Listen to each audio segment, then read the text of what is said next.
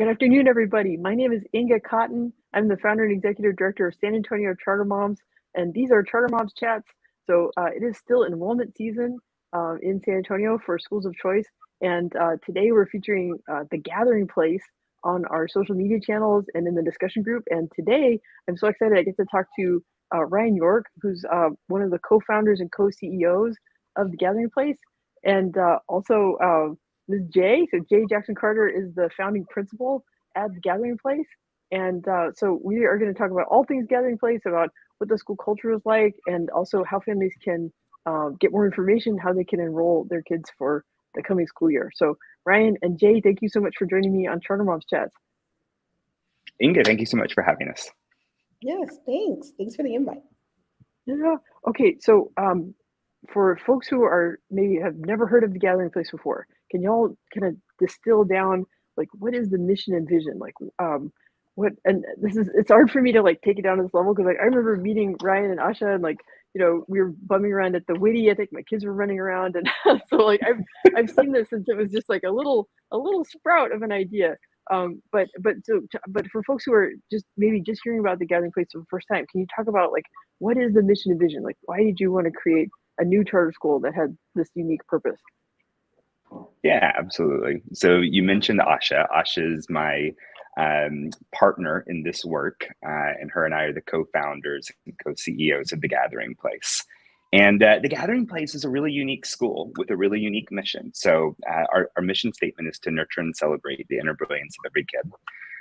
And what that really looks like in action is recognizing that a lot of schools are still operating in a way that's really preparing kids for a world that doesn't even exist now and definitely won't exist in the future. And so it's going back and saying, you know, in a world that looks a lot different than it did even just a generation or a couple of generations ago, what's really the purpose of school? What is it that schools have a responsibility to do? What are the goals? What should we be focusing on and paying attention to?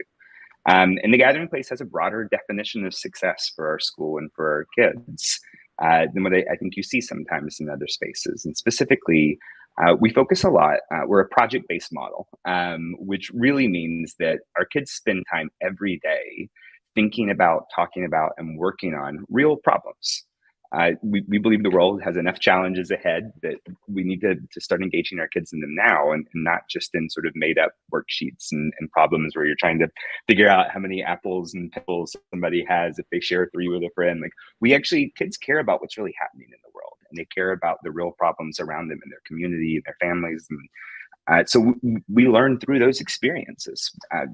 For example, one of our classes had a group of kids that were really curious about what it meant to be homeless. And they had questions about seeing people that were homeless throughout our city. And that became a regular topic of conversation. And, I think in a lot of schools, you may get kind of a quick answer. You may even say, oh, that's not what we're here to talk about today. But instead, the teacher really facilitated this beautiful conversation about homelessness and what it meant. And that then led to this really organic set of questions around, well, how could we solve homelessness? Or what are some things we could do to help people that are homeless?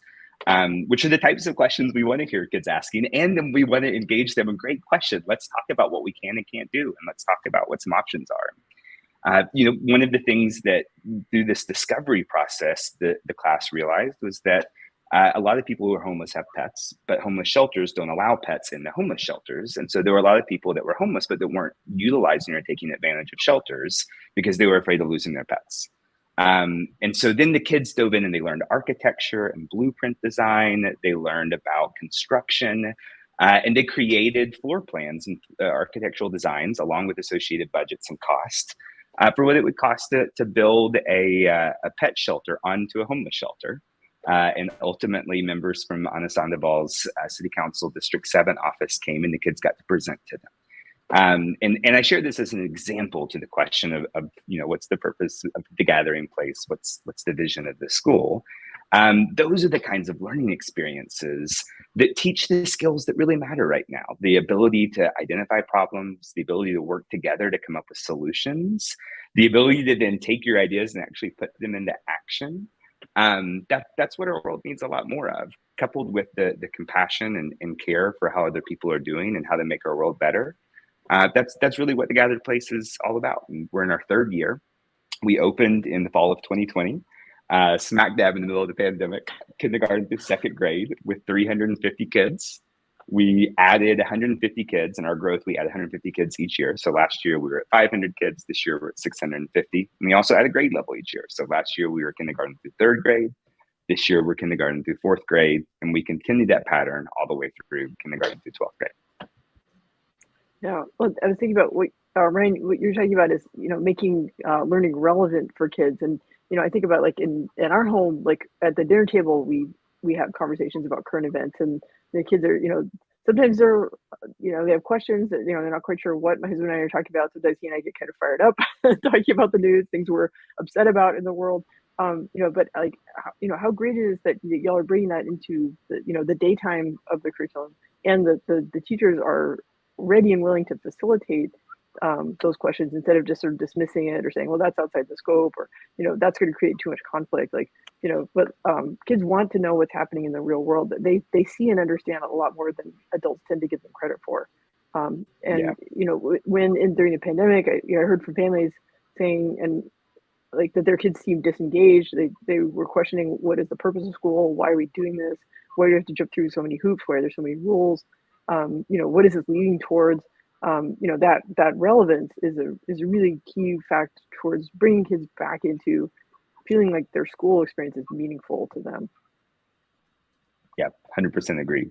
We saw kids through the pandemic, and even in our work, Asha and I were both teachers for many years before starting this school, and moved on to school leadership roles, coaching roles, and there was a lot of times where kids were really open about saying, I just don't get how what I'm doing here really matters in my life. And we think it should, and that's a part of what we're doing differently. Yeah. Well, I want to circle back to what you were talking about project-based learning, and you gave the example of students concerned about people experiencing homelessness, and that they are maybe not able to take advantage of shelter if there's no shelter for their pets. And so I wonder, maybe Ms. J, can you jump into and maybe talk more about, like, what is project-based learning? Because some families, especially families with very young children, they might not be familiar with what that term means, and just what kind of possibilities it opens up for learning.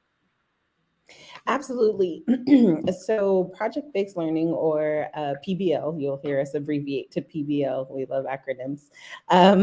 Project-based learning is an opportunity to take real-world problems at the kids' level, right? In their viewpoint of their communities and their lives and experiences, and bring some of those abstract ideas, abstract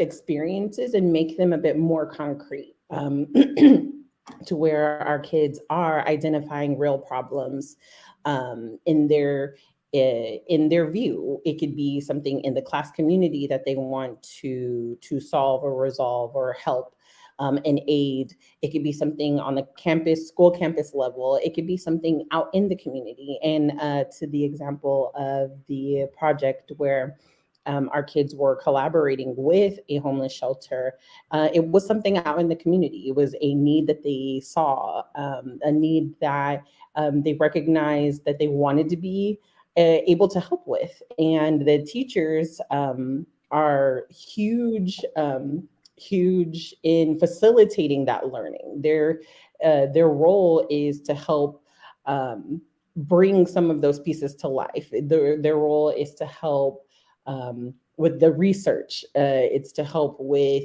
the prototyping. What does the presentation look like? To be able to talk about their experiences, to be able to talk about what need they see, and then be able to think through, how can we as first and second graders, how can we as third and fourth graders provide a solution to the problem that we're identifying.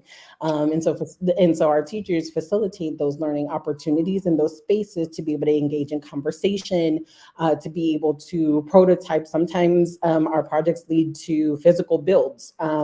We have had classes collaborate with companies. Home Depot knows TGP very, very well, for resources and tools and materials, to be able to work on actual construction builds that help with accessibility. Right now, one of our upper elementary classes is working on an accessible playhouse, so that all kiddos are able to be able to go into the playhouse and be able to engage in free play together. Because it's one thing to have a tree house, but not everybody would be able to participate in that activity. And so they came together and recognizing there are folks in our community that we want to be able to play in a tree house with. And so how do we do that? And so they're learning about accessibility requirements and expectations, what materials are used, the different aspects of making their playhouse, their community more accessible to each other and to the rest of our campus. And so those are just beautiful, tangible opportunities for them to really make a big impact, and to be able to see that their words, their actions are supported and taken seriously, empowered to be able to produce, something good and great and beautiful into the world. Yeah. Well, you mentioned being on good terms with Home Depot, but I know from like pictures I've seen and stories I've heard from families like that the kids really do get to get hands-on with tools and with like kitchen equipment and stuff that like it's. I mean, it's always fascinating to me, like sort of like what is childhood? What should childhood be? And like childhood has become like kind of maybe a little bit too smoothed over, kind of padded, and right, like it's very easy to just put kids into the electronic world, because we're afraid, oh, they might hit their finger with the hammer, or they might cut themselves a little bit with the kitchen knife or something. But really, like the sense of accomplishment that kids get when they are entrusted with a tool that they think is kind of a grown-up thing, and they get to start learning to use it, like that's a really special thing. And so can you comment more on that, about like the amount of like trust and accomplishment that students get from being in these situations? And it goes it's all interconnected, right? Because like they see questions in the real world, they envision a solution, and then they want to build it, right? And then they get to use tools. Right. And so a lot of that is the teacher as the facilitator piece. And there's lots and lots of prototyping. There's lots and lots of iterative work, right? And so because you don't go from the ideation stage to like full on build, let's go. And so within our project cycles, there's lots and lots of opportunities to build the skill, and it is scaffolded. So you start off with, you'll start off with practicing just the motions of how to use a knife, right? Then you go from that to like Play-Doh, a Play-Doh knife, and you get that practice in, and then, and so it's kind of scaffolded to be able to use the different tools. Plus, there are stations, right, where whenever the kiddos are able to use these different tools, there's stations in which they're guided and supported to be able to use it correctly. We do have norms built into each of our spaces in our classrooms to be able to kind of guide what exactly does it look like to be able to use these tools safely, and lots of support. And even when there may be a kiddo who needs a little bit more guidance, and so we will provide that, right? We will provide that. Let's practice a little bit longer before we get to the big stuff, before we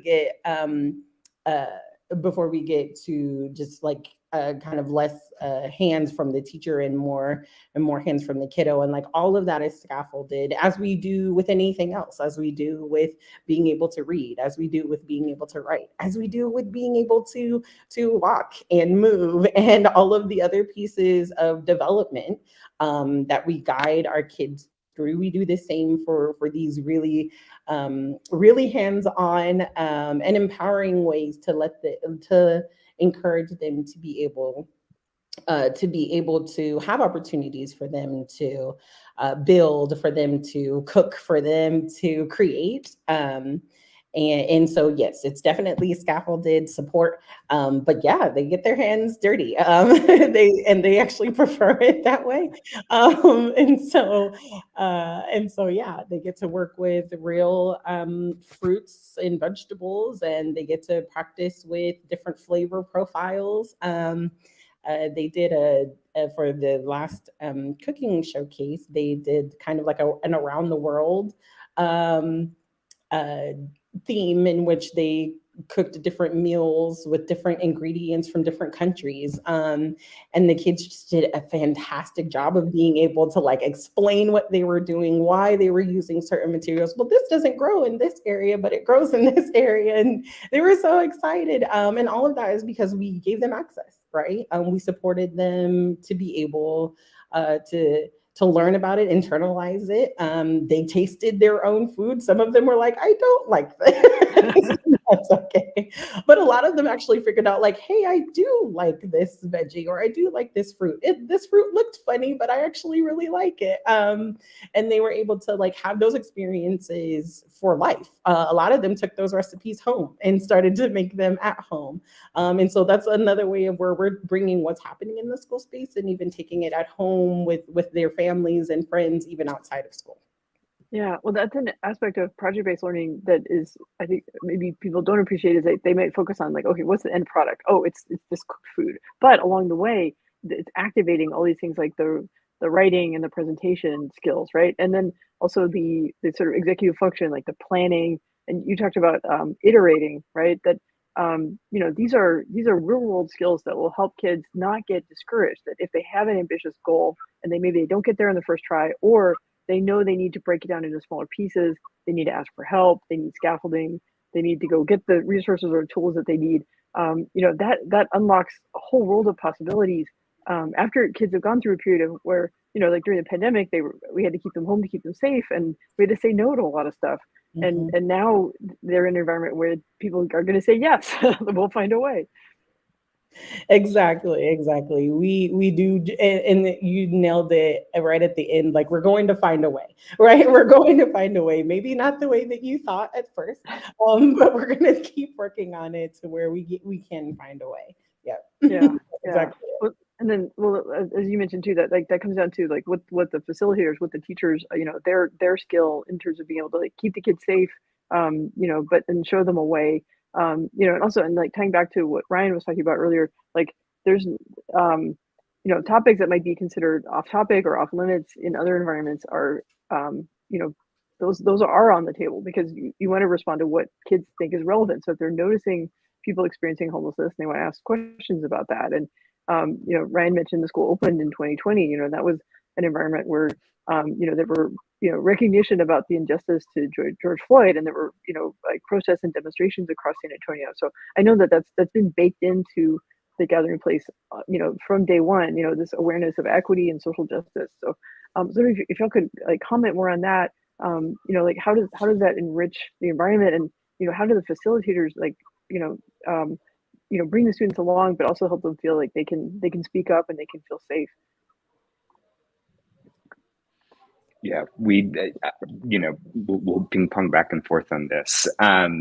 So to begin with, when you start with an acknowledgement and an understanding that we live in a world that is not as fair as it can be, is not as just as it can and should be, and still has many persistent inequities and injustices that happen, then the next logical question is, well, how do you make it better?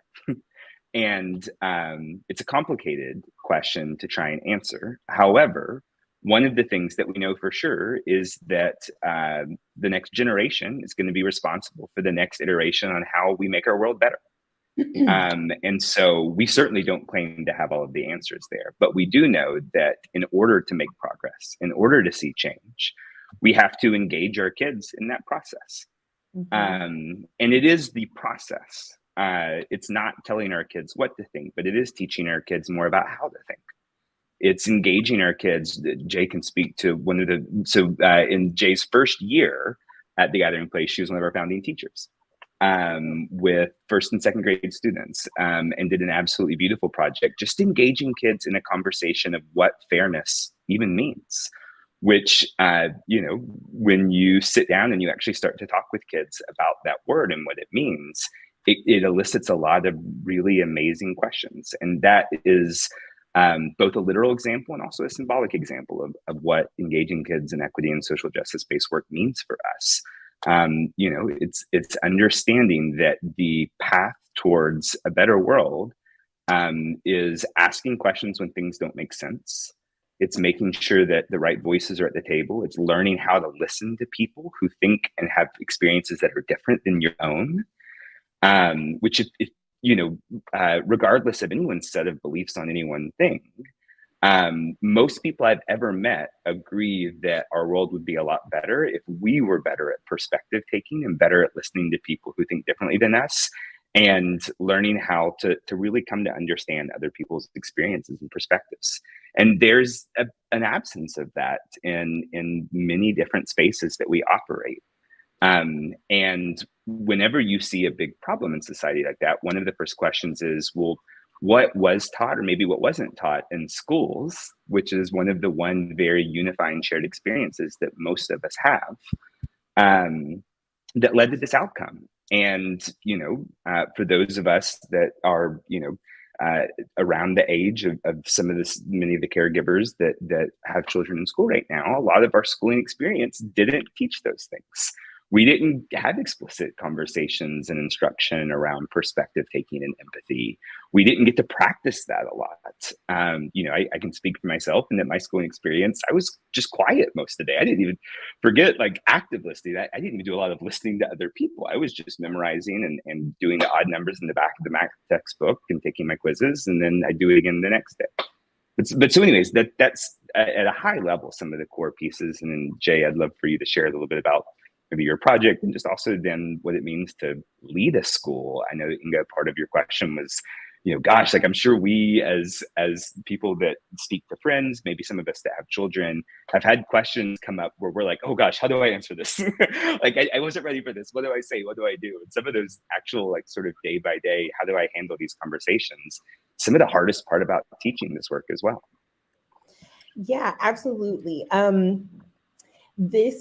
The project that we did in my first year at TGP actually came from an organic conversation during our morning circle. Our morning circle starts our day.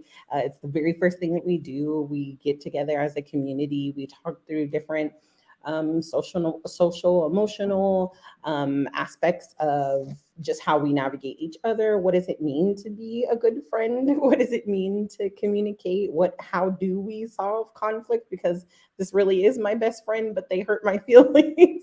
And so talking through all of those very real and daily pieces of just navigating being around other human beings. And then on the kid level, that's everything. My best friend in class is my everything person. And so when there's a rift, it's tough. And organically in a morning circle is how the whole topic about equity, equality, fairness, and how we treat each other and other human beings came up. And it came, as a result of what one kiddo's caregiver had said to them, and what another kiddo's caregiver had said to them. And so, as you can imagine, we're going around the circle, sharing sharing our answer to, the sharing question, what's your favorite color? Just kind of a lighthearted moment. And one of our kiddos brought into the community something that was on their heart. Right. And explaining, I don't know why my mom said X, Y, and Z. I don't know why. I don't know what to do with that information, basically, is what the kiddo was saying. I really like this friend, but, my grandparents said blah, blah, blah. Right. And so, and it was around neurodiversity. Right. And one of their best friends, is neurodivergent, and just talking through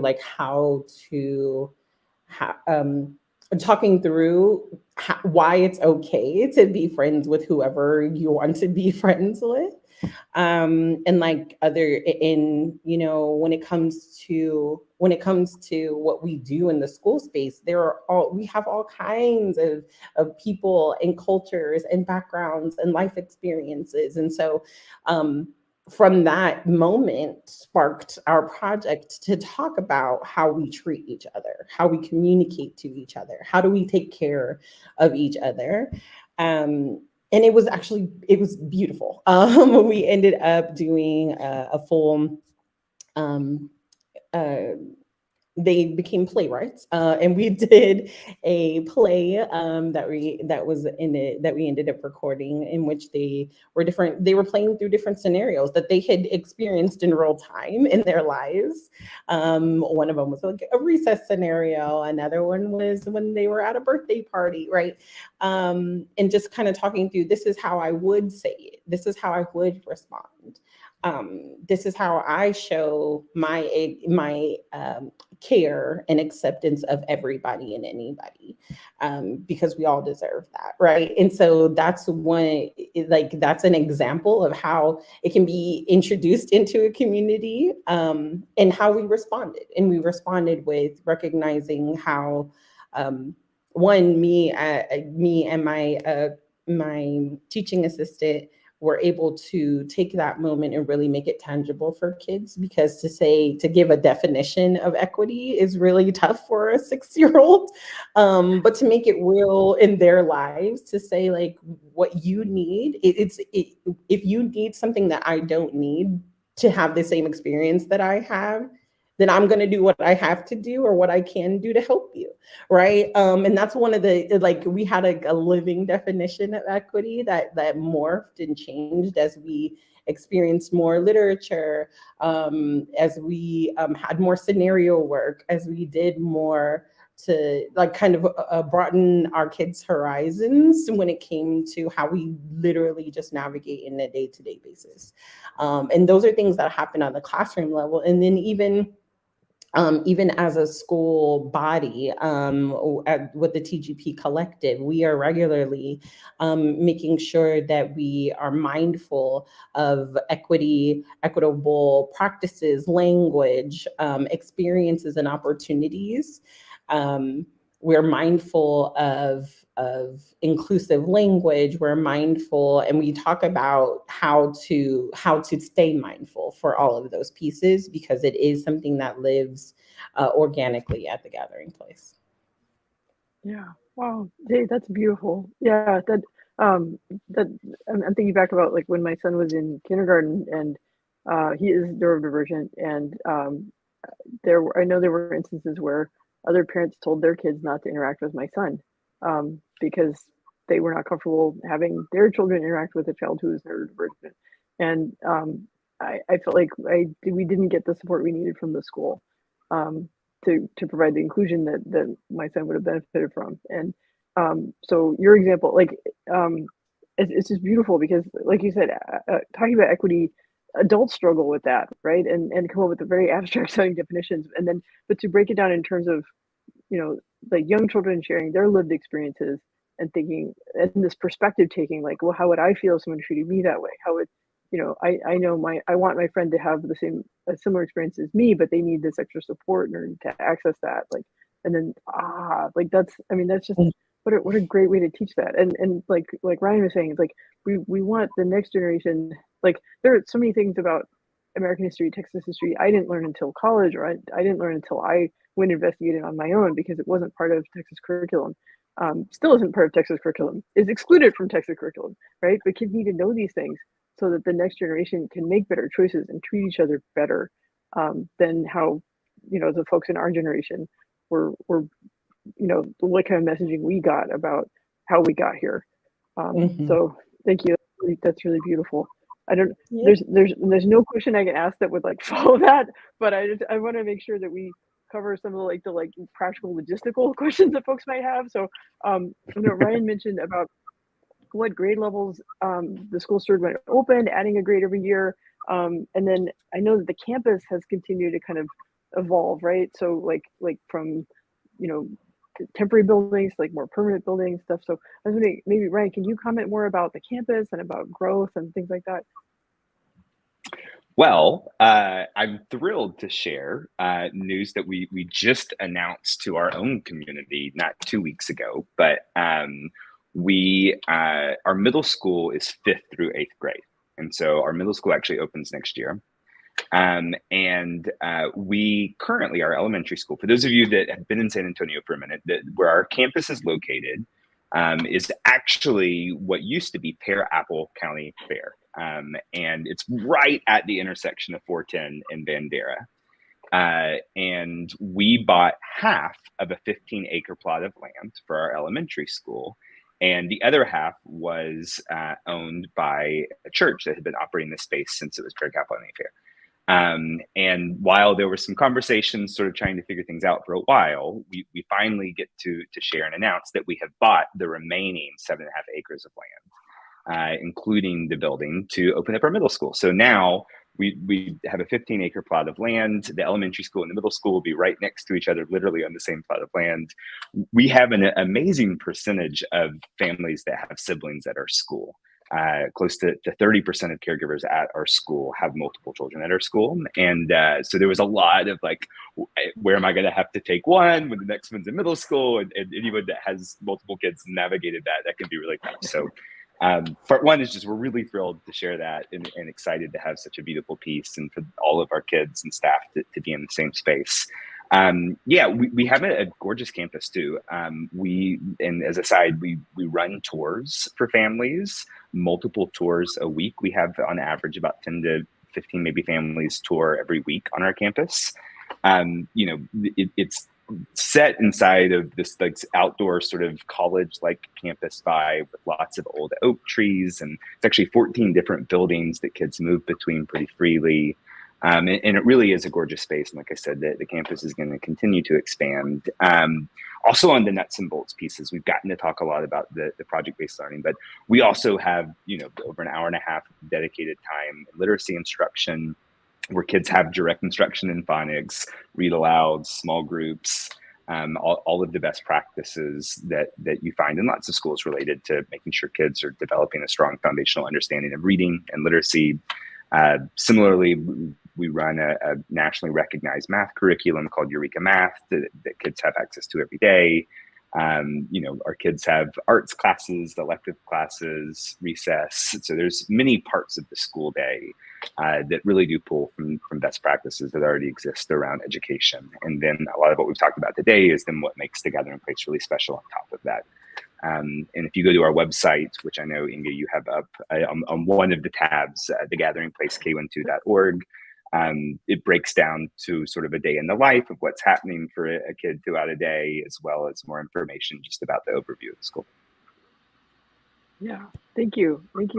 Jay, do you have more notes to add about the sort of the practical nuts and bolts things? And I guess one thing I'm curious about, like, do kids have like favorite spaces on campus that they like to hang out in?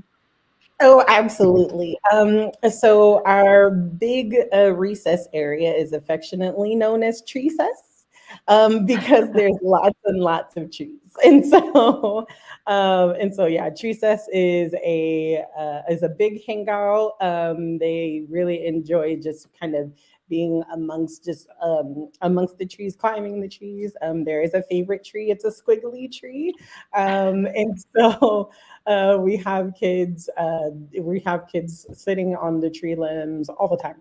And another cool spot that our kiddos like to go to is Wheelhouse. And Wheelhouse is one of our enrichment classes, arts and enrichment classes.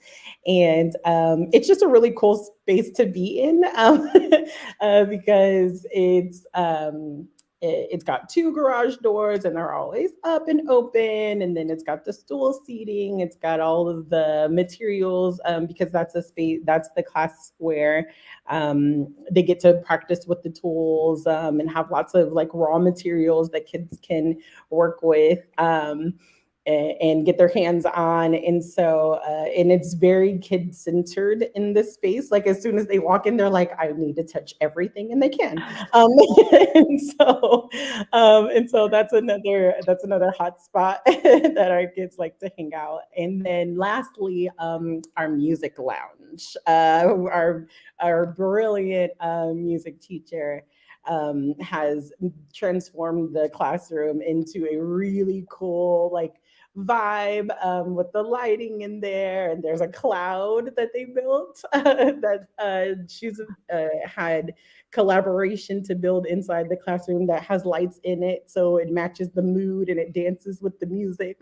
And so as the kids are learning and playing guitar and keyboard and drums, um, the music, the lights dance along to the music. So that's another really cool spot on campus. Wow, those sound like really beautiful and unique, and like Ryan said that it's the families can do a campus tour. That's really the best way that they can like see those spaces and like visualize like, hey, I can see my kid in the wheelhouse, grabbing all the loose parts and right, or going to the the music room and getting to jam out and be creative, express themselves. Like that's something that kids need. They need to do that every day. They need to know that they're safe and they're welcome. They can be themselves. They can express themselves. That's how they're going to become the kind of people we want them to be for the future. These like kinder, but also visionary and wanting to execute and make things happen in the real world. Yeah, absolutely. Yeah. Okay. Well, gosh, this has been a great conversation. I feel like I've learned a ton of new things about Gathering Place, even though I've been following the progress for so long. But it just feels like the school is like blossoming, and that y'all are hitting your stride, and that's it really feels really good to hear that. And so I'm wondering, can y'all talk more about? I've still got the web link up on the screen, and can y'all talk more about like the nuts and bolts? So like, hopefully, families listening to this are excited, they're curious, they want to know more about the Gathering Place. Like, so how do they set up a tour? How do they do open enrollment? What does that process look like?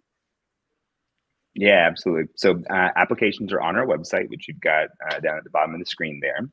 And the application's super quick, super easy. It doesn't commit you to coming to the school. It just lets us know that you're interested in hopefully having a spot. There's also just a form where you can sign up if you want to learn more. And even if you're not quite ready to apply, you can just give us your email or phone number, and then someone from our enrollment team will reach out to you. And that's how you get a tour set up. Like I said, we have multiple tours a week. You get to hear about all of the wild and amazing and beautiful things happening here. But the best way to really know if it's the right school for you or not is to come see it in action. Come see it when there's kids here. Come see it when there's staff here. We tour the whole campus. You get to really see and get a feel for what the school is like. We also have information sessions, which are really valuable. Our next one is coming up on February 2nd.